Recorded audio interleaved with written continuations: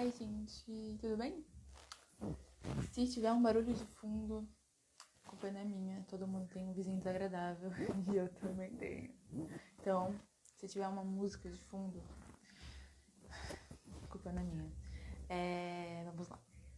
Hoje, nosso convidado vai ser o Daniel Betega. Ele é um estudante, assim como eu. E hoje a gente vai falar um pouco sobre as consequências e as coisas que vêm acontecendo aí no ensino remoto. E eu acho que vai ser bem legal para esclarecer algumas dúvidas. Eu sei que tem muita gente que fica em dúvida de como está sendo esse processo.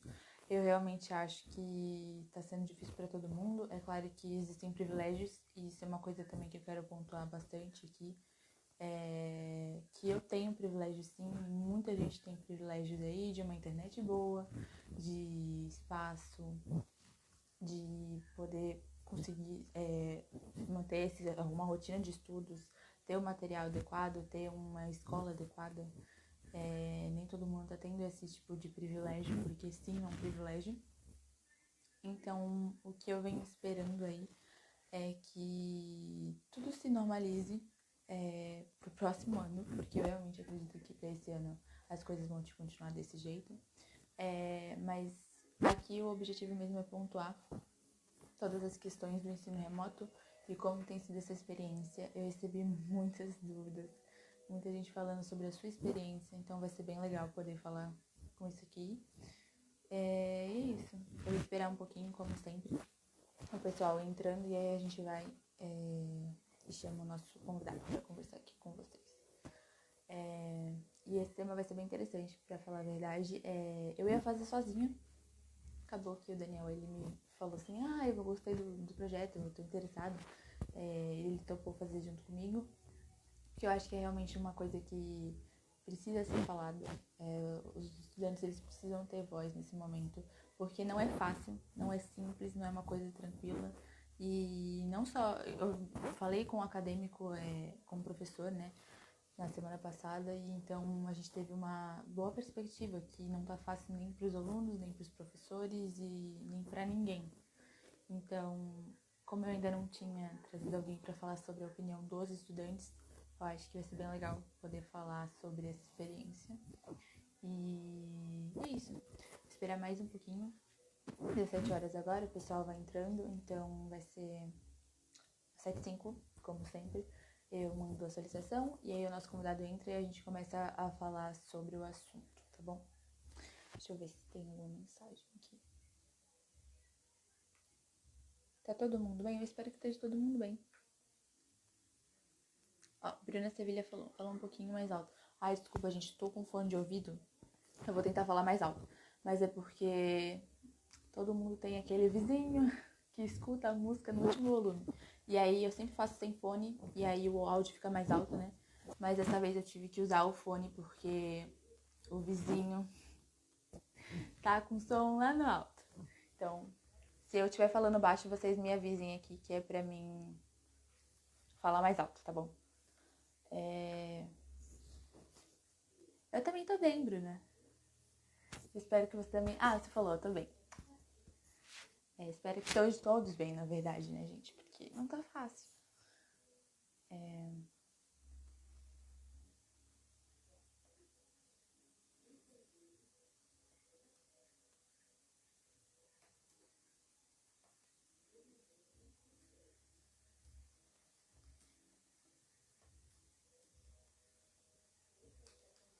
Eu tô avisando aqui no pessoal, porque às vezes as pessoas esquecem, aí elas falam, me avisa. E aí eu esqueço. Então eu vou avisar pra elas não esquecerem. Deixa eu ver, já ainda são 7. E aí a gente já começa. Oi, Tini. Tini é minha produção. Tini ela faz as panfletagens, entendeu? Ela que fica mandando mensagem também pra todo mundo, pra eles não se esquecerem da live. Uma produção muito boa, inclusive. Gente, me avisa, viu? Se eu estiver falando baixo, vocês me avisem, porque, como eu falei, o meu vizinho resolveu escutar uma música bem lá no alto, então dessa vez eu vou ter que usar fone e aí pode ser que o áudio fique baixo em algum momento. Bruna colocou, você podia explicar um pouquinho sobre o tema? Claro, eu já expliquei, eu acho que vocês ainda não tinham chegado. Já tinha chegado, então eu vou avisar de novo, vou explicar de novo o tema. Bom, o projeto ele tinha como objetivo trazer um profissional por semana para poder falar sobre o seu desenvolvimento profissional, como pontuar os pontos positivos e negativos das suas profissões. Porém, eu vi que muitos amigos meus tinham uma dificuldade muito grande de achar a profissão, né, de escolher a sua profissão. E, além disso, eles estavam com uma dificuldade muito grande nesse momento de ensino remoto. Então, como eu falei, eu sei que a gente tem muitos privilégios. Eu, por exemplo, sou uma pessoa que tem um privilégio sim. Eu tenho uma internet boa, eu tenho professores bons, eu estudo em escola particular. Então, eu tenho privilégios dentro da educação nesse momento. Eu sei que muita gente está tendo problemas muito maiores do que o meu. Mas, como aluna, acima de tudo, eu acho que é importante a gente vir falar sobre o que está acontecendo no momento e as consequências desse ensino remoto. Não tá fácil para ninguém, a gente vive uma grande interrogação, que a gente não sabe o que vai acontecer. Então vai ser bem importante essa conversa, porque vai ser um debate e uma troca de ideias sobre todo esse processo de estudos. E, por exemplo, para mim, que estou no último ano do ensino médio, tem sido bem complicado, porque ninguém espera que isso ia acontecer, né? E eu não esperava também que ia viver isso no meu último ano. Eu achava que ia ter formatura. E eu acho que não vai rolar. Então, eu acho que vai ser bem legal conversar sobre isso, sobre as consequências desse ensino, sobre as coisas que realmente os alunos estão precisando. Eles precisam de voz nesse momento. A gente precisa falar sobre as nossas necessidades, sobre os nossos problemas, sobre o que a gente espera para o ano que vem, por exemplo. Então, vai ser bem legal conversar sobre isso. E eu vou ver se já deu horário, que aí eu já começo. Eita, coloquei dentro na câmera. 9h10. Espera mais 2 minutinhos. Quando for 7h05, eu mando a solicitação aqui e aí o Daniel entra, pra gente poder começar o nosso debate, tá bom?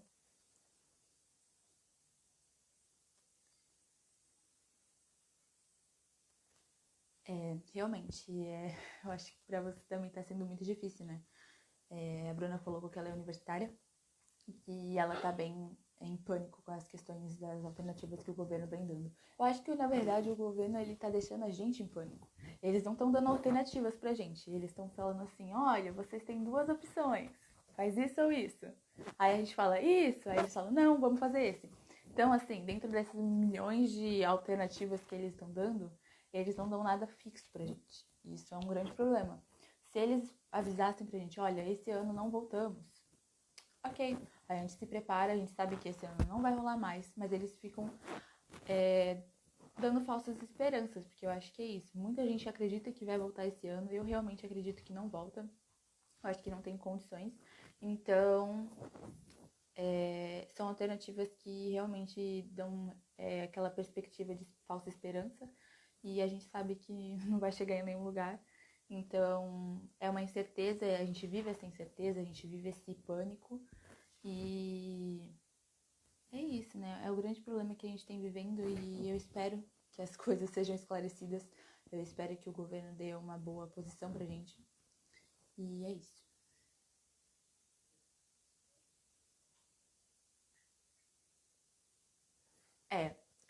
Como eu falei, eu tenho privilégios, eu estudo em escola particular. A minha escola tem se dado bem, assim, nas aulas remotas. A gente tem tido aulas produtivas e os professores têm procurado plataformas de ensino. Eles têm dado um jeito, assim, de ter um contato, pra gente poder interagir bem com eles, mas não tem sido fácil. E eu acredito que, na verdade, é mais difícil para quem tá no Fundamental 1 e 2. Principalmente 1, porque os pequenininhos, eles não têm noção do que eles estão fazendo. Para eles, tudo isso é surreal. Eu tenho uma irmã pequena, então eu sei como é para ela. Ela tá meio que perdida, ela não entende muito bem. A gente explica, ela sabe o que ela tá fazendo, por que tá acontecendo isso, mas assim, para ela é muito difícil. Eu acho que para nós do ensino médio e a grande dificuldade é a questão do Enem, né? Que chega a época de vestibular, a gente tem as decisões a ser tomadas e isso é um grande peso. Mas eu acho que é o que você falou, as universidades, elas têm essa, acho que uma forma mais adulta, vamos dizer assim, de lidar. E a gente não tem tanta. Eu acho que o ensino médio tem sido complicado porque os alunos estão perdendo muito interesse. Deixa eu ver aqui, olha. Então, vou convidar o Bethesda aqui pra gente começar então. E aí fica mais fácil.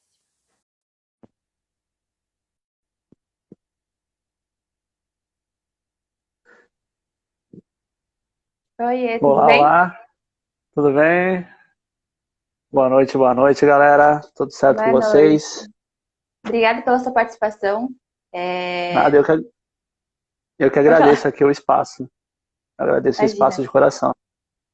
Imagina, eu que agradeço. Tem sido bem difícil, na verdade, trazer pessoas aqui. Nem todo mundo tem essa vontade de falar, tem vergonha e tal. Então, tá sendo bem legal trazer pessoas aqui, assim como você, que contatam, falam assim, eu gostaria de participar, eu gostei desse trabalho de projeto, então vai ser bem legal. Então, obrigada. E vamos Nada, que começar? isso. Bora, bora. Bom, a minha primeira pergunta é como tem sido os estudos nesse período para você? Que Bem, é aquela primeiramente pergunta-chave, né? quero agradecer aqui o espaço. Eu me disponibilizei a falar porque eu sou um cara que tenho batido muita cabeça, principalmente com meus amigos que estão na posição que você está, que é o ensino médio agora. Eu sei o quanto está sendo duro porque eu trabalho como freelance e como professor particular. E a maioria dos meus alunos estão vivendo essa fase, então eu me preocupo muito com isso. E você poderia repetir a pergunta de novo? Como tem sido os estudos nesse período? Porque tem sido difícil, assim, para todo mundo, de uma certa forma, em qualquer posição, os estudos têm sido um grande problema. Como tem sido para você? Sim, vale pontuar assim, eu me formei no ensino médio em 2015, então atualmente eu tenho 22 anos, estou fazendo vestibulares todos esses anos, porque daqui eu creio que a gente vai entrar nesse assunto mais para frente, mas eu tenho muitas vontades de fazer muitos cursos, e eu não consegui ainda, agora eu tenho meu eixo, meu nicho, eu sei o que eu quero seguir, então eu demorei muito para me reconhecer, que é uma coisa que eu até tenho para falar aqui. E assim, os meus estudos basicamente é estudar para vestibular, mas eu também estudo para dar minhas aulas. E enquanto eu não voltei, eu voltei a trabalhar faz 2 meses, enquanto eu estava só em casa, literalmente em quarentena, estava muito tranquilo. Eu consegui organizar muito bem meu tempo, estudando por plataformas digitais. Eu uso Descomplica, no caso. É uma plataforma que eu decidi usar esse ano. Eu sempre fui cabeça dura, sempre quis estudar por conta própria, falar, eu vou desbravar o mundo e é isso. Mas eu senti a falta de sabe, daquele contato professor e aluno, e o Descomplica, tipo, te dá isso de forma remota. Então eu falei, eu vou me igualar aos meus alunos para entender o que eles estão passando. Eu vou entrar num EAD para ver o que eles estão sentindo na pele e tentar passar uma experiência melhor para eles. Então os estudos, atualmente, a palavra-chave para você estudar é ter responsabilidade e vontade. Porque com essas duas coisas, se você tiver responsabilidade de se regrar e tiver a vontade mesmo de aprender, eu não vou falar que você vai, porque eu acredito que a aprendizagem é individual. Cada um tem a sua Sim. metodologia de aprendizagem, e o EAD não contempla, visto que as escolas presenciais.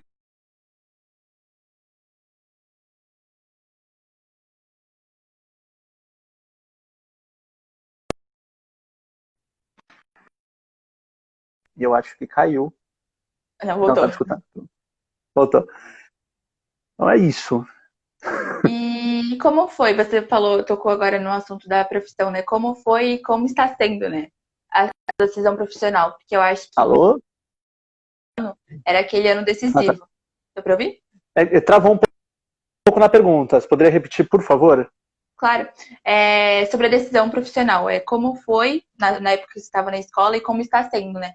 Porque para mim que estou no último ano, está sendo bem complicado, porque eu já tinha me decidido, aí ficou aquele pânico, assim, de será que eu estou fazendo a Sim. coisa certa? E eu acho que para muita gente está sendo assim. Então, como foi para você e como está sendo? Então, eu decidi o que eu queria meio que fazer na minha vida no dia da minha formatura. Então, já tinha passado os vestibulares do ano. Eu quero ser médico. Eu tenho o sonho de ser médico, muito pela história de vida que eu tenho e etc. E eu encontrei barreiras durante esse período de vestibular até hoje, para passar num curso de medicina, que todo mundo sabe que o curso de medicina é muito difícil no Brasil, é um dos cursos mais disputados, e eu falo que eu também não passei por muita falta de responsabilidade minha. Eu não fui um adolescente que me dedicou e me preparou para participar, para ingressar numa faculdade pública de medicina. Então, o conselho que eu dou não é certo, porque nem todos têm essa possibilidade. Algumas pessoas precisam do imediatismo, que é entrar numa faculdade depois que se formar. Os pais forçam muito isso, Sim. o que eu acho extremamente errado.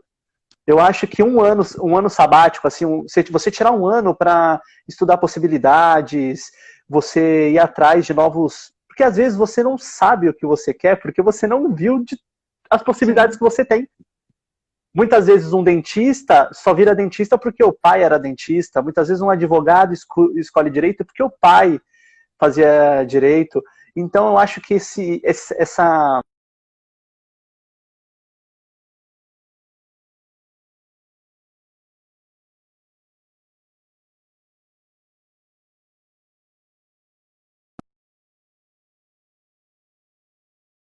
só esse caminho para mim é possível. Bom, eu sou uma estudante e estou também caminhando para a área da saúde. Medicina também é um objetivo aí, mas é bem complicado. E eu acho que para todas, na verdade, todas as profissões têm sido bem difícil. Eu acho que o vestibular é um momento que todo mundo espera, assim, que quem está estudando realmente, né, quem está se dedicando, quem realmente quer. Isso é sempre um momento muito decisivo e também muito decepcionante para alguns, porque alguns acham que não passou na primeira, não quero mais, não vou tentar mais, vou desistir, e não é bem Nossa, assim que funciona. E eu conheço muita gente que falou isso. Ai, se eu não passar no primeiro, eu não vou fazer mais nada, eu vou mudar, vou tentar ver outra coisa. Eu falei, não, não é assim que funciona. E aí entra muito na questão do período que a gente está vivendo agora. Você acha que o rendimento escolar caiu? Porque eu vejo que muitos estudantes perderam essa vontade de estudar. Eles não desistiram assim das coisas. Ó, eu vou ser bem sincero, eu sempre tive boas notas, mas nem sempre eu fui um bom aluno. Existem as notas e os alunos. A nota é simplesmente número. É o que nossos pais querem, é o que os professores querem que a gente entregue. É o que o sistema quer que a gente entregue, certo? Agora, ser um bom aluno é o que a escola, ou seja, o mundo acadêmico nos proporciona para que a gente tenha um bom desenvolvimento pessoal e individual. Eu tenho certeza que o EAD vai causar uma defasagem imensa, imensa no conteúdo de ensino, tanto da galera do fundamental do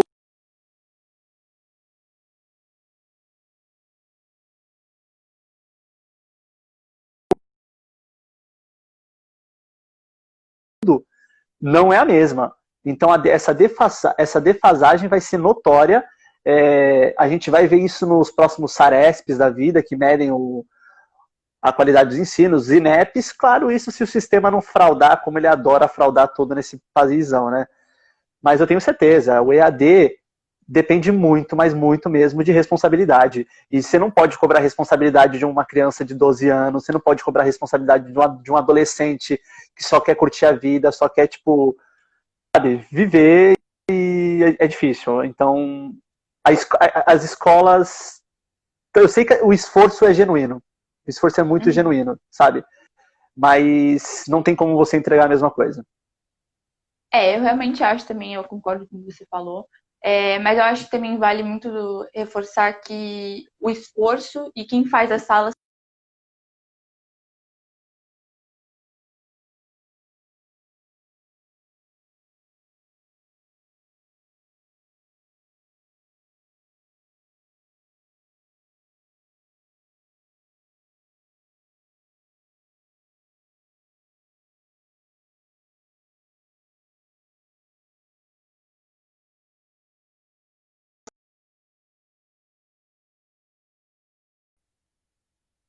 Alô?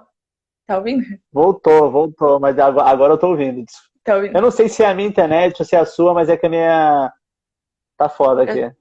eu também não sei, mas já acontece, normal. A gente já se acostumou. Mas voltando, eu tava falando que pra minha opinião, eu concordo com o que você falou, mas eu também acho que quem faz a sala são os alunos. E eu vejo muito na minha sala que todo mundo é muito unido. Então, sempre que tem alguém com dificuldade, a gente fala assim, olha, tá precisando de ajuda? E aí vai todo mundo se ajudando. E eu acho que, na verdade, é uma questão mesmo de pessoa, porque nem todas as salas, nem todas as escolas vão ter isso. E eu entendo esse privilégio, né, que a gente tem de ter uma sala unida. E isso entra muito no acadêmico. Você dá aula particular, você deve saber disso, né? Que ter um professor que incentive, um professor que esteja ali tentando ao máximo é muito bom. Eu tenho professores muito legais, muito incríveis, e eles estão se esforçando muito. E aí vem muita valorização dessa profissão, que não é valorizada. O governo ele não está dando um auxílio para esses profissionais, que é muito importante, e nem para os alunos. Então, acho que essa defasagem ela vai acontecer de uma forma muito evidente, assim, vai ficar muito clara. E uma das coisas que eu fiquei sabendo foi que a Federal, né, de Cubatão está pensando em retornar. E aí é uma pergunta aqui improvisada, que não estava no que eu te passei, mas é porque eu achei muito importante, que é, você acha que as coisas vão voltar até o final do ano ou não? E o que você acha sobre essa retomada, assim, que eles estão planejando? Ó, eu vou responder em duas partes. Eu vou responder pelo meu lado racional e pelo meu lado otimista. Eu acho que assim, tem segmentos de ensino que vai ter que ter um planejamento para que garanta toda a segurança, tanto dos profissionais envolvidos, como com o dos alunos, que necessitam voltar. Por exemplo, a área da saúde, enfermagem, odontologia, algumas coisas que, assim, precisa da aula prática, precisa do ensino prático. E eu acho que dava para fazer uma volta pensada, com responsabilidade, não sei como. Eu não vou falar a maneira logística que isso tinha que ser aplicado. Uhum. Porém, eu acho que deveria voltar. A gente ainda está vivendo uma época muito difícil, a gente ainda tem uma média de 1.000 mortes por dia, é uma coisa que tipo, ainda está pegando forte, por mais que a gente esteja num estado que está com uma possivelmente queda daqui para frente, que está saindo do platô agora, como diz as reportagens, ainda assim tem que tomar muito cuidado, porque para voltar também é dois palitos.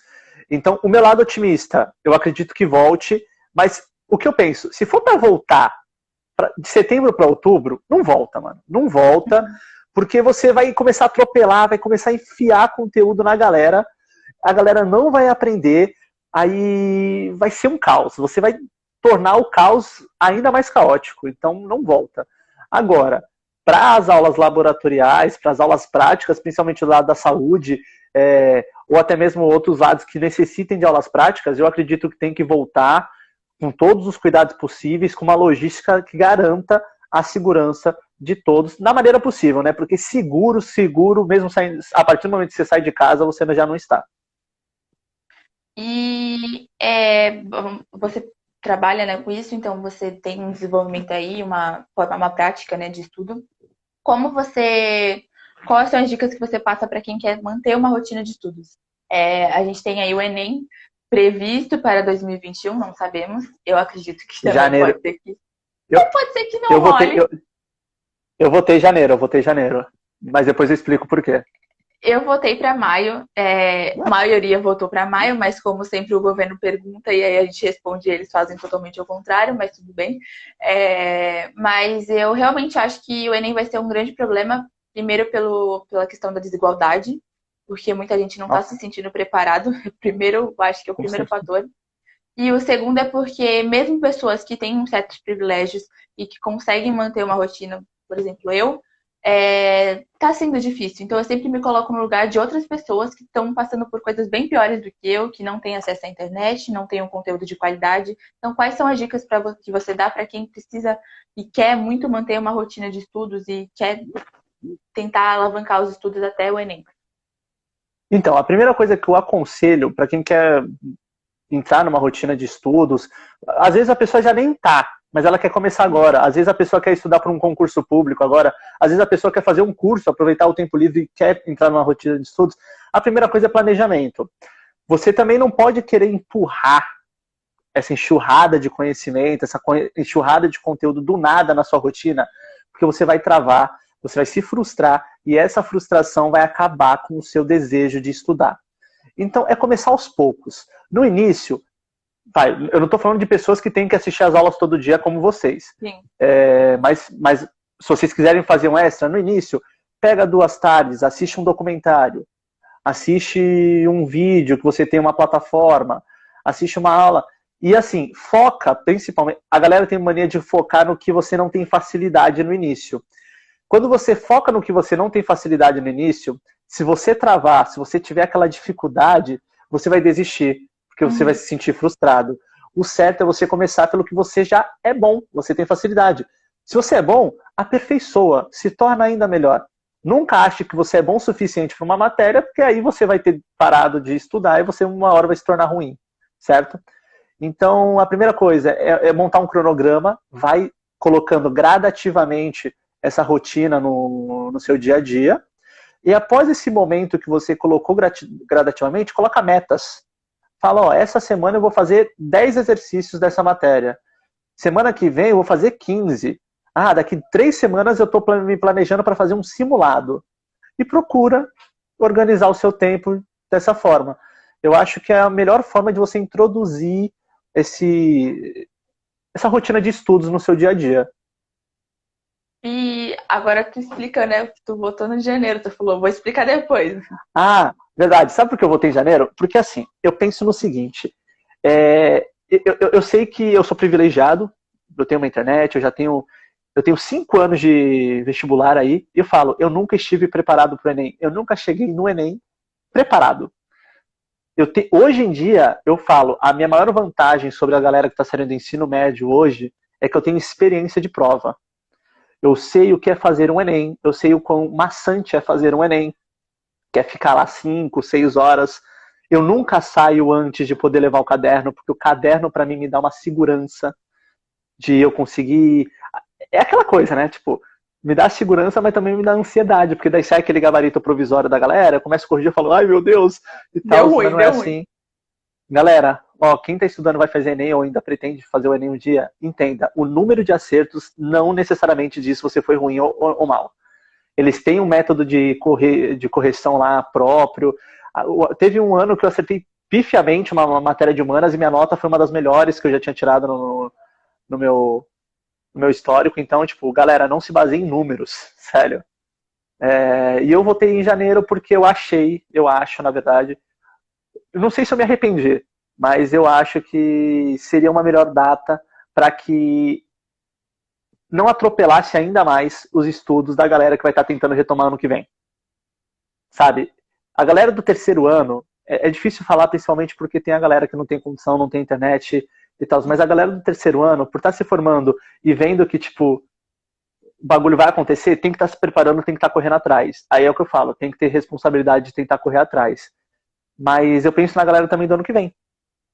Vai estar tudo muito atropelado, jogar um Enem em maio acaba com toda a rotina.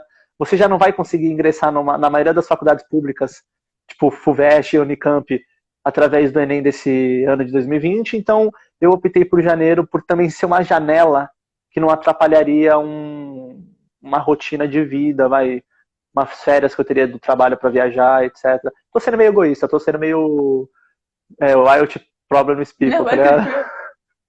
Não, mas é assim, pra ser sincera, eu votei em maio e eu pensei em maio pela questão mesmo do tempo que a gente ia ter, da situação que a gente tá, porque assim, eles estão cancelando o carnaval do ano que vem, que é um lugar que tem aglomeração, e a gente entende disso, mas assim, eles estão cancelando datas para o ano que vem. Tipo, como é que eles conseguiram pensar que um Enem em janeiro seria uma boa, assim? Porque é um momento tenso, né? É um momento tenso. Eu A gente acho tá ali numa sala de máscara, imagina, máscara o tempo inteiro, fazendo uma prova durante 5 isso é horas. foda. Então ia ser bem Eu acho complicado, que eu acho. eu acho que o maior problema, na verdade, de você realizar um Enem, principalmente agora, é a logística. Antigamente você conseguia colocar 40 pessoas numa sala e tá tranquilo. Agora eles vão demandar muito mais espaços, porque vai ter que ter o distanciamento. Galera toda de Janela máscara. aberta. Nossa, eu vou sofrer uma dificuldade para fazer a prova de máscara. Eu não vou poder comer durante a prova, que isso fazia parte do meu ritual, isso me ajudava a me acalmar, manter a paciência durante a prova. Então vai ser uma novidade aí, mas eu acho que o maior problema do governo é a logística. Sem dúvida é a logística. E eu acho que isso também tem muito a ver com a retomada. Eles não. Muitas prefeituras já estão montando um plano de retomada, que eu acredito que é só uma jogada política, mas que é uma pressão, uma É, questão de pressão deles. Mas assim, muitas escolas não têm estrutura. E eles conseguiam colocar 40 alunos. Agora, com essa logística deles, eles não vão conseguir colocar 40 alunos. E eles vão ter que deixar as janelas abertas, a porta aberta, tem toda uma estrutura. E eu acho que realmente o governo não está preparado para isso. E apesar de tudo isso, né? Eu realmente espero que tudo fique bem até lá e que a gente consiga trabalhar bem com isso, porque é o que você falou. Vai atrapalhar todo um período. Todo mundo está se preparando para começar um ano letivo na faculdade e tal. E aí, colocar em maio vai quebrar totalmente, vai ser bem complicado. E vou até te falar. Queria que você falasse um pouco. Fala. Sabe por que também foi uma jogada muito inteligente do governo de jogar o Enem para janeiro? Porque os Enems geralmente acontecem em universidades, as provas são aplicadas em unis.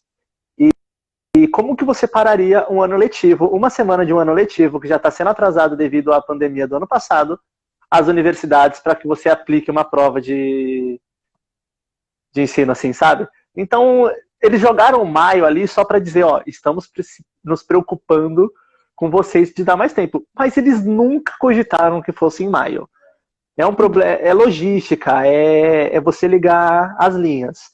Então, isso foi pura jogada de marketing, o Ministério da Educação jogou muito bem nisso. E foi muito também por causa disso que eu também voltei em janeiro, porque se eu me iludisse achando que seria em maio, eu ferraria o meu planejamento.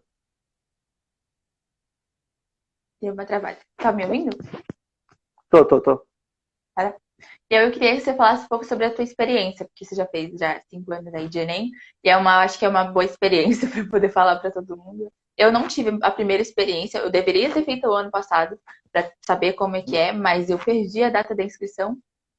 Fui um pouco irresponsável, mas eu já fiz vestibular de como é que fala? De outras coisas, assim, então eu tô me garantindo nisso aí. Já tô me garantindo nisso, mas não é totalmente diferente, eu sei disso. Então eu queria que você falasse um pouco da sua experiência pra gente não ficar um pouco traumatizado, entendeu? Vou contar uma história constrangedora aqui. Você falou que você foi irresponsável de ter perdido a data de inscrição. Teve um Enem que eu não fiz porque eu esqueci o RG em casa. Eu fui um atrasado do Enem. E, nossa, sério, foi uma frustração, foi uma raiva própria. E foi um dos anos que eu me sentia mais preparado. Sério, foi revoltante. Eu moro em São Vicente, aqui no Ilha Pochá, e eu sempre coloco para fazer as provas em Santos, porque Santos eu conheço tudo lá, eu sei onde ficam as universidades, e querendo ou não, Santos tem uma infraestrutura melhor nos prédios. Por isso que eu não coloco São Vicente. E esse dia eu fui fazer, a minha prova foi dedicada para o Canal 6, lá no Carmo. Então não tive nem tempo de tentar recorrer a voltar a buscar um RG. Então foi complicado, foi um ano bem frustrante, mas vamos agora à parte boa, a minha experiência. De prova eu falo assim, eu sou muito do lado das exatas, eu sou muito bom, eu não vou falar que eu sou muito bom, eu sou bom em matemática, física e química, é a área que eu gosto, é a área que eu desempenho, é uma das áreas que eu dou aula com mais propriedade. Então, para mim, o segundo dia, que é o dia das exatas, é a melhor coisa do mundo, porque eu consigo organizar meu tempo. Não, pra mim não é. Muita gente tá ouvindo isso e tá falando, nossa, esse cara é idiota. Mas... O pessoal deve estar falando, meu Deus do céu. E eu tenho umas dicas para estudar essa parte de exatas. Quem quiser depois pode me procurar no meu Instagram, que pro Enem, que sempre funciona, ou quase sempre funciona. Não vou dizer que eu tenho a fórmula mágica do Enem, porque estaria mentindo, senão eu já teria passado em medicina. A minha maior dificuldade realmente é a parte de humanas. Não que eu seja ruim, mas é que eu sou cansado para ler. Eu acho que eles colocam uns textos tão absurdos, sendo que ele pede uns negócios tão simples. Então, eu tenho muita dificuldade, principalmente na parte de geografia. Eu acho que quem gosta de geografia não é humano. Porque, mano, geografia não faz sentido nenhum na minha mente, a não ser a parte de continentes. Se você falar onde fica cada país, eu sei onde fica. As capitais, algumas eu sei. Mapa, eu adorava desenhar mapa na época da escola. Agora, a parte socioeconômica, entender por que a China... Aí eu conheço por causa da parte política. Eu prefiro mais a parte da sociologia, que puxa mais esse lado político, daí eu conheço. Agora, entender espaços, zonas sazonais, esses negócios, é complicado para mim. Então, a minha dica é, foca no que você é bom. Começou a prova, faz o que você é bom primeiro. Nossa, debulha o que você é bom. Aí, no que você é bom, você separou as questões que você não conseguiu fazer na hora, se você, chegou numa questão, você viu que você vai demorar mais de 3 minutos para fazer, pula, volta ela depois. Pula, não fica parado mais de 3 minutos numa questão. Lembre-se, o Enem tem uma matemática que você tem 3 minutos para cada questão. E vai ter questões fáceis, médias e difíceis. Mata as fáceis. As fáceis são aquelas que você lê e você fala, é isso, ponto. As médias é aquela que você vai ter que fazer uma, duas, três pensamentos. As difíceis é a que você vai ter que parar e analisar. Então, foca nas fáceis, as médias que forem mais rápidos faz na hora, e as difíceis você deixa para o final. Certo? Essa é a melhor estratégia para você fazer a prova do Enem. E quando tiver a redação, tem gente que prefere fazer a prova e depois escrever a redação, e tem gente que prefere fazer a redação e depois fazer a prova. Eu, Daniel Lucas, galera, Daniel Lucas Betega, eu prefiro fazer a redação primeiro, porque eu tô com a mente mais limpa, eu consigo pensar, eu consigo argumentar melhor, eu consigo expandir a meu mental, porque se eu fosse fazer cansado, talvez eu não teria um bom desempenho. Às vezes o que eu faço? Eu escrevo ela, aí eu vou para a prova e depois eu passo a limpo. Às vezes tem ano que eu já passo a limpo e acabou. E a minha dica para redação, eu não sou muito destaque em redação, por mais que eu escreva poesia, eu tenho meu projeto de poesia, mas redação, eu gosto de escrever, eu sou um bom escritor, mas eu não sei muita norma culta. O problema é esse. Então, o que eu faço? Toda a redação do Enem, eu lembro, eu tive aula com um professor genial, que é o Vitão, que me deu aula de cursinho lá no Ângulo, ele tem um projeto enorme também, que é o Litera. Depois, galera, procurem lá o Litera com o Vitor, ele é sensacional. Eu tive aula com o Vitão, ele sempre falou, você sempre tem que ter 3 problematizações. O tema ano passado, foi democratização do cinema. Aí eu peguei 3 problemas, ou seja, 3 problematizações, e resolver essas 3 problematizações. 2 ou 3, só uma fica vago, o examinador não vai olhar com os mesmos olhos. Então, 3 problematizações, 2. Não esqueça de fazer as separações de introdução, desenvolvimento, conclusão, que é importante. Não esqueça de concluir os 3 problemas que você apresentou, os 2 problemas que você apresentou. Teve um ano que eu perdi nota porque eu só concluí 2 dos 3 que eu coloquei. E minha nota era para mim chegar na casa dos 900, eu fiquei com 850 porque eu esqueci de resolver uma problematização. Então, vocês verem como é importante. Então, a redação, as dicas que eu tenho é essa. E, mano, durante todo o ano, lê tudo que aparece, se informa de tudo que aparece, tenha bagagem para você ter referências, tenha bagagem para você ter argumentar, que é extremamente importante. Fora isso, mantenha a calma, leve uma aguinha, bebe uma aguinha, às vezes olha para a janela, se estiver na janela. Eu sempre sinto perto da janela, porque é meu mantra. Me senti pressionado, comecei a surtar, eu olho para o céu, vejo os passarinhos, sabe? É meu mantra. Então, só manter a calma que vai dar tudo certo. O meu grande problema é com exatas, que eu não sou... Assim, não é que eu não seja boa.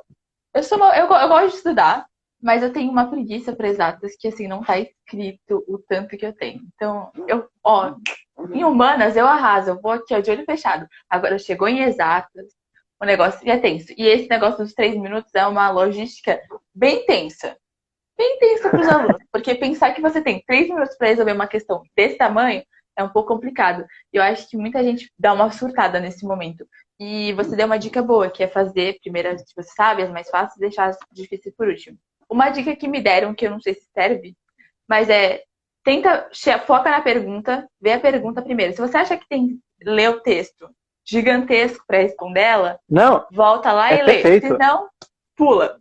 É perfeito. A maioria dos enunciados enorme é um pipipipopopó eterno. Tem nada a ver. Sendo que você só precisava ler o último enunciado, sabe? Então, é exatamente isso, é verdade. Muito obrigado por lembrar disso. É uma coisa que eu aplico nas minhas provas também. Eu vejo o que pede ali, eu falo, eu sei, eu tenho essa bagagem. Se eu tiver essa bagagem, eu não vou precisar ler o texto. Agora, se eu vejo que eu preciso ler o texto, aí depois eu volto e faço. Perfeita dica. Quem te deu, acertou em cheio. Eu adoro essa dica porque, assim, eu tenho um professor que ele tá treinando a gente, assim, desde sempre. E ele coloca os textos enormes, eu falei assim, eu não vou ler, me recuso, eu vou ver a pergunta primeiro, depois eu vejo. Porque às vezes não tem nada a ver, e aí fica aquela monte de informação na sua cabeça e você acaba se perdendo.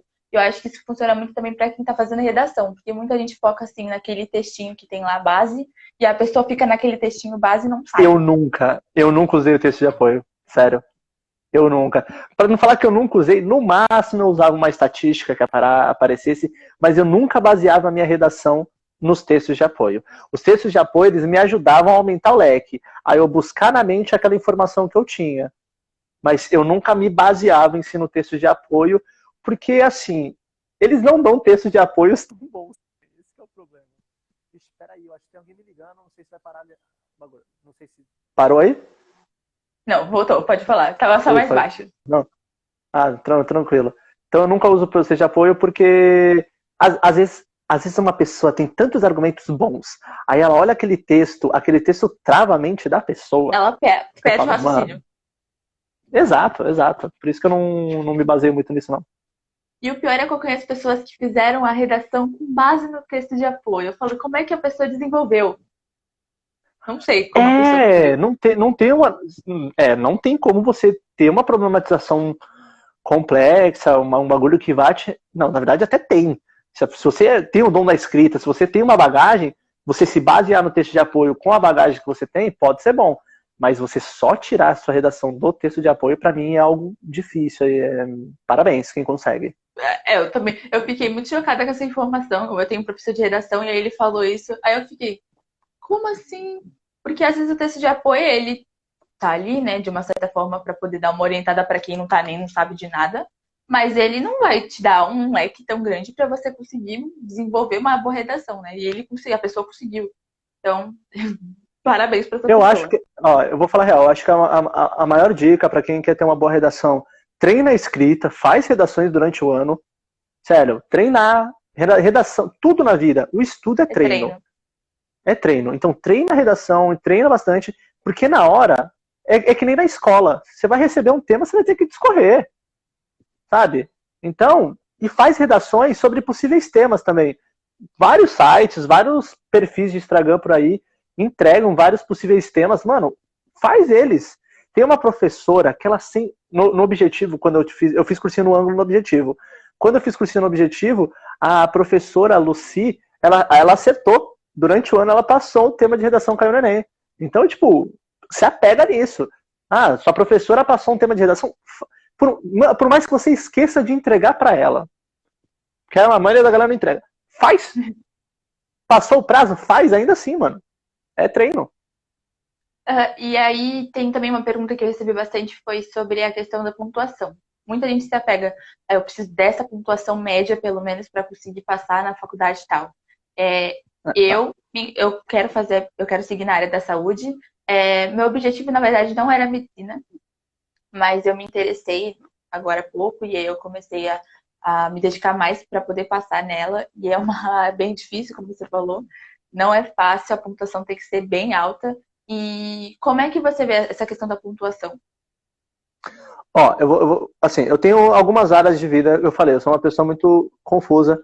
Eu tenho algumas áreas que eu quero seguir, eu gostaria muito de fazer medicina, assim como eu faria uma enfermagem, assim como eu gosto muito da área da psicologia. Então, tipo, eu tenho muitos amplos. O meu foco sempre foi Enem, por quê? Porque o Enem, ele me dá números, ele me dá um resultado e através daquele resultado eu consigo alcançar uma dessas áreas que eu quero. Eu nunca foquei em uma área só. Pra falar que nunca meu primeiro Enem, que eu não consegui, medicina e tal, mas passei em duas federais do Rio Grande do Sul, né, em matemática e engenharia e tal. Mas, o que eu falo sobre pontuação? Esse ano, na verdade, no início do ano, eu passei na USP em enfermagem, através do Enem, da nota do SISU. E, assim, eu não tive um ano espetacular de Enem, e ainda assim eu passei na USP. Eu não fui, ainda bem, eu vou falar ainda bem, porque logo depois veio essa pandemia, eu teria ferrado meu controle de vida para ingressar lá e eu teria dado de cara com a porta, sabe? Eu acho que foi até um livramento, mas foi uma conquista muito grande para mim, que me deixou muito feliz e me mostrou que eu ainda estou no caminho certo. Então, pontuação, claro, você tem que entender que se você tem um plano, você quer atingir uma meta, você tem que fazer por onde. Não adianta também, eu quero fazer medicina e você cagar para tudo e tirar, 600. Você tem que focar, o seu preparo tem que ser igual à sua vontade de cursar aquilo. E outra dúvida também que muita gente falou assim, eu não sei como funciona o Enem. Depois que eu recebo a minha nota, o que eu faço com isso? E aí eu falei, gente, eu não sei nem explicar para vocês. Porque algumas pessoas já me explicaram, mas eu queria que você que tem experiência falasse um pouco sobre esse processo. Depois que você recebeu a sua pontuação, qual foi o primeiro passo que você deu para... Então, os Enemzão na vida, eles sempre te deixam aqueles 2 meses ali esperando as notas, não sei como vai ser ano que vem, né? Sendo em janeiro, provavelmente nossas notas devem sair. Eles vão ter que dar uma acelerada aí, se quiser que a gente ingresse no primeiro semestre nas faculdades, mas vamos ver como vai ser. Primeira coisa, depois de umas 2 semanas ou uma semana que saiu as notas do Enem, vão começar os programas do governo para você usar sua nota. O primeiro programa, se eu não me engano, é o SISU. Uhum. O SISU é o famoso onde você vai se candidatar a 2 vagas lá, 2 cursos, e dependendo da sua nota de corte, você consegue uma bolsa integral. O SISU ele tem várias divisórias para isso, tem a parte das cotas, tem a parte... Ele divide as vagas para determinados eixos. Então, sempre ficar de olho no SISU, você vai acessar a plataforma do SISU através de um link público, então ficar de olho nas datas do SISU. Dado uma semana de inscrição de SISU, vai se encerrar, vai sair a lista de chamada, aí o seu processo é diretamente com a faculdade que você passou ou ingressou. Logo após vem o ProUni. O ProUni é um sistema do governo que ele te dá 2 opções. Uma bolsa 100%, aí depende muito do seu lado financeiro, não só da sua nota, tá? E é uma bolsa de 50%, que também vai demandar o seu lado financeiro e a sua nota. Para as bolsas 100%, claro que, além do financeiro, as notas de corte são um pouco mais altas. Porque, eu falo, tem muita gente que não tem condição financeira que é gênio por aí. Sério, se as escolas públicas tivessem a estrutura de explorar essas mentes, o Brasil tava, decolando. Então, tem a galera que consegue 100%, mas também eu falo, tem que focar. Se eu não me engano, eu não sei se mudou, mas tem que ser uma renda familiar por pessoa de até um salário mínimo e meio para pegar 100%. Aí os 50%, se não me engano, é 2 salários mínimos e meio, não sei nem se, não me recordo se tem uma limitação. E também é por nota, é uma nota de corte que você tem que estar acima dela e depende das vagas que tem. Essas vagas também são definidas por eixo. Tem o sistema de cotas, tem a escola pública, a cota racial, tem a cota para deficientes. É um bagulho bem inclusivo. E é bem didático, A plataforma não é difícil de mexer. E, por fim, tem o FIES. O FIES é um sistema de financiamento público que o governo vai começar a pagar a sua faculdade e logo após um tempo você tem que começar a devolver isso para o governo. Também é por nota e geralmente é mais voltado para escolas, universidades mais particulares. Vale lembrar que o SISU é exclusivamente para universidades federais e o ProUni ele agrega tanto federais como escolas particulares, universidades particulares. Então é isso. Acho que essas foram as perguntas. Eu não sei se tem alguém aí com pergunta, mas acho que a gente respondeu bastante. Eu acho que é dúvida de todo mundo. Porque eu recebi muita pergunta. O pessoal tava tipo, meu Deus, pelo menos pergunta isso, porque ele tem experiência. Eu falei, tá bom, gente, calma. Que realmente eu acho que é um momento muito decisivo, assim. As pessoas colocam isso como decisivo. A minha mãe, ela sempre foi muito aberta, os meus pais, no geral. Sempre foram muito abertos. Eles falaram, se você precisar de um ano para pensar, organizar suas ideias, tudo bem. Se você quiser engatar na faculdade, tudo bem também. Então eu sempre tive pais de cabeça muito aberta, mas eu sei que muita gente não tem esse apoio e muita gente fica focado, minha mãe mandou fazer isso, eu preciso fazer isso, ou meus pais não me apoiam, eu preciso criar da minha cabeça, preciso começar de alguma forma, e eu acho que as dicas que a gente deu hoje foi bem legal, então eu queria agradecer novamente a sua presença aqui. Eu acho importante pontuar uma coisa também. Eu falei que eu acho importante você tirar um ano para dar uma vida na mente, etc. Mas também não se recuse se você entrou numa faculdade e descobriu que não é aquilo que você quer, para! Sabe, não é errado você parar um curso, não é errado você desistir de um curso. Errado é você não ser feliz. e você se forçar a fazer um curso que você não quer, que você não está gostando, simplesmente por medo de ser julgado, etc., isso é errado. Então, se você quiser, mano, erre quantas vezes for necessário para você alcançar, né, a sua felicidade. Não tenha medo de errar, porque até porque quando a gente chegar num ponto que a gente parou de errar, a gente tem que morrer, porque a gente já não tem ambição nenhuma, sabe? O erro leva a gente a querer sempre mais. E por fim, a minha última colocação é assim, eu vou deixar minhas redes sociais abertas aí, quem quiser pode me chamar na DM, daí caso eu veja que seja algo mais longo, eu passo meu WhatsApp pra gente ter esse contato, eu sempre me deixei aberto a todo mundo que queira as dicas, a quem eu posso ajudar aí nos estudos, eu vou estar sempre aberto para tentar passar um pouco do que eu aprendi, passar pra galera. Peraí, ó, teve uma pergunta aqui da minha amiga, mas e o medo de começar, pagar e não quiser aquele curso? Tem medo de jogar dinheiro no lixo? É assim, eu acho que a partir do momento, tudo é investimento. Você chegou, você, querendo ou não, você não gostou do curso, você aprende, querendo ou não, você aprendeu alguma coisa ali. Por mais que você não tenha gostado, foi um investimento. Sempre que você investe em si mesmo, nunca é dinheiro jogado fora. Nunca. Quando o investimento é em si, nunca o dinheiro é jogado fora. A gente tem essa visão capitalista de a partir do momento que a gente investe algo e não dá certo, é dinheiro jogado fora. Não, é investimento, é aprendizagem. É Sabe? autoconhecimento também, né? Que ela Nem aprende que todo ela não. lucro, nem todo lucro vem de sucesso. Então, tipo, não tem o que eu falei, não tenha medo de errar. Mas também, eu não vou falar que sai gastando dinheiro a roda aí, não. Tem que ter aquela responsabilidade, tem que ter aquele auto-feeling. Por isso que às vezes é melhor você tirar 1 ano, tirar 2 anos, do que sair também desesperado aí tentando se encontrar. Gente, faz um Uma coisa. testezinho vocacional, busca a área aí, Sim. faz pesquisa, é bem importante. Uma coisa também que eu ouvi bastante pessoal falando é que, eu tô no último ano e eu tô levando aqui nas costas, não sei o que que eu faço se eu termino.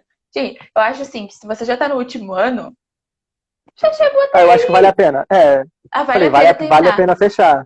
Agora, se tá no primeiro ano, eu acho que nem vale a pena. Você vai fazer uma coisa, você vai ficar infeliz, você não vai ter. Logo, você não. Eu acho que é tudo uma questão de. Eu acredito muito no poder da mente, assim. Se você não tá infeliz, você não vai conseguir desenvolver, você não vai fazer as coisas do jeito que você queria. Então, eu acho que no primeiro ano nem vale.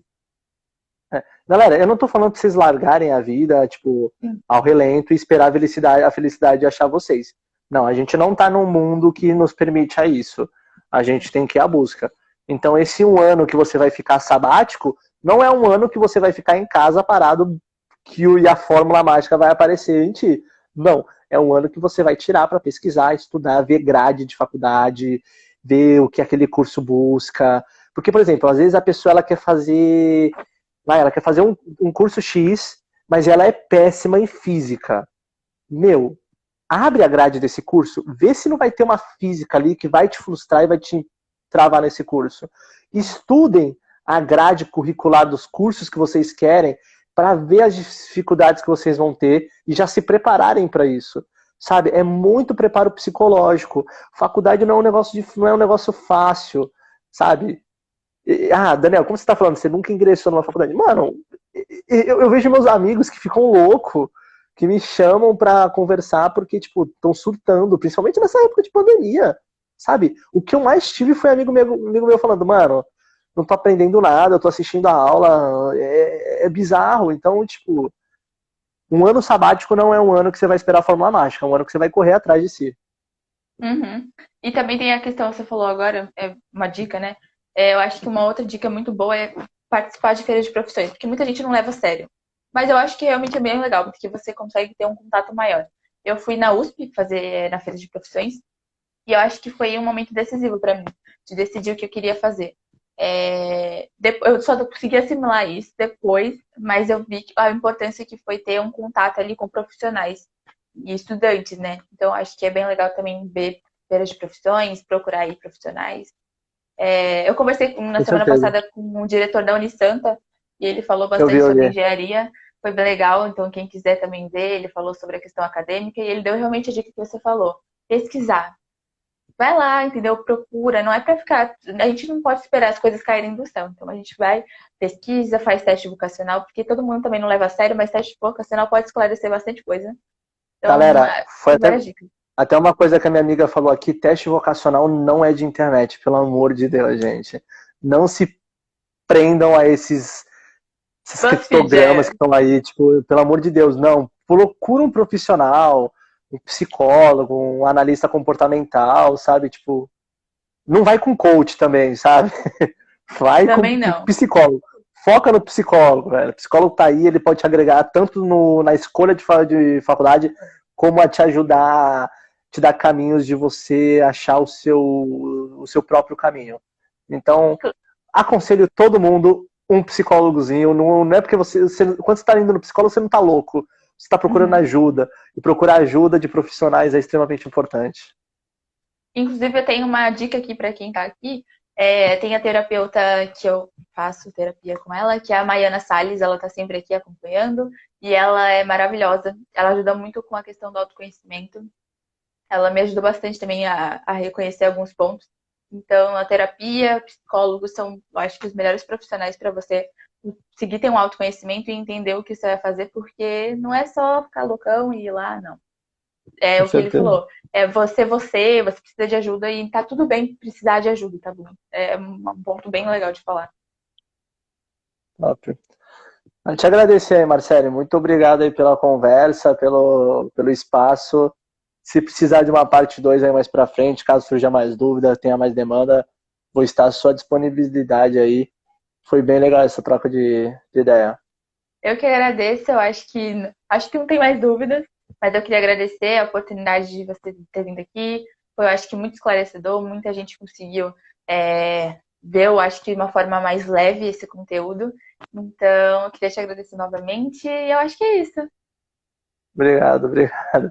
Vou biscoitar um pouquinho aqui, galerinha. Logo mais vou estar começando um projeto de um podcast aí junto com a minha amiga. Então fiquem de olho lá nas minhas redes sociais que eu vou também trazer esses temas de conhecimento, vou trazer temas de vestibulares aí para tentar ajudar todo mundo. Então, me siga nas redes sociais aí, galera. Daniel Betega. Vou É deixar nóis. tudo aqui na Obrigado, descrição, Marcelo. tá bom, gente? Vou deixar lá na descrição o perfil dele para vocês irem lá. Então é isso. Beijo para todo mundo. Obrigado.